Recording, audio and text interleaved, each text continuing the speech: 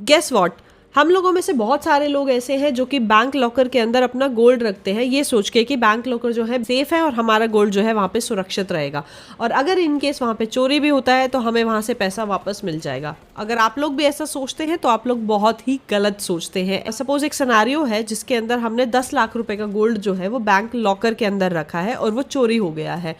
तो इस केस में बैंक जो है वो कोई रिस्पॉन्सिबिलिटी नहीं लेता है कि आपने लॉकर के अंदर क्या रखा है और क्या नहीं रखा है, पहली चीज़। दूसरी चीज़ ये कि आपको बैंक कितना कंपनसेशन प्रोवाइड करेगा उसके लिए जितना भी उस बैंक लॉकर का ईयरली चार्ज होता है मल्टीप्लाई बाय 100। फॉर एग्जांपल कि आपका बैंक लॉकर का चार्ज जो है ईयरली वो 2000 रुपये है, तो उसको जब हम 100 से मल्टीप्लाई करेंगे तो वो बनता है 2 लाख रुपए। दैट मीन्स अगर आपने 10 लाख रुपए का गोल्ड बैंक लॉकर के अंदर रखा है तो आपको बैंक जो है वो 2 लाख रुपए ही वापस करेगा, बाकी के 8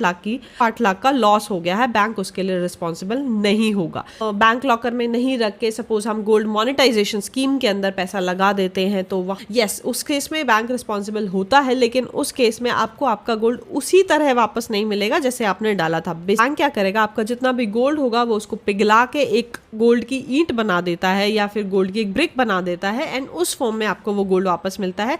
अब सपोज किसी महिला ने अपनी ज्वेलरी जो है बैंक लॉकर में रखी और उसने बोला कि मैं गोल्ड मोनेटाइजेशन स्कीम करा रही हूँ, तो उस केस में वो बिल्कुल यूजलेस है, वो आपकी जो गोल्ड की ज्वेलरी होगी उसको पिघला देगा, आपको रियल फॉर्म में गोल्ड जो है नहीं मिलेगा। ऐसे केस में बेसिकली हमें ये करना चाहिए कि या तो हम जो है बहुत ही सेफ लॉकर चूज करें या फिर हम घर के अंदर ही बहुत ही एक सेफेस्ट वाला लॉकर जो कि हार्ड टू ब्रेक हो उसको लेके आए और उसके अंदर हम पैसा जो है इन्वेस्ट करें, या फिर वर्चुअल गोल्ड या फिर ETFs या फिर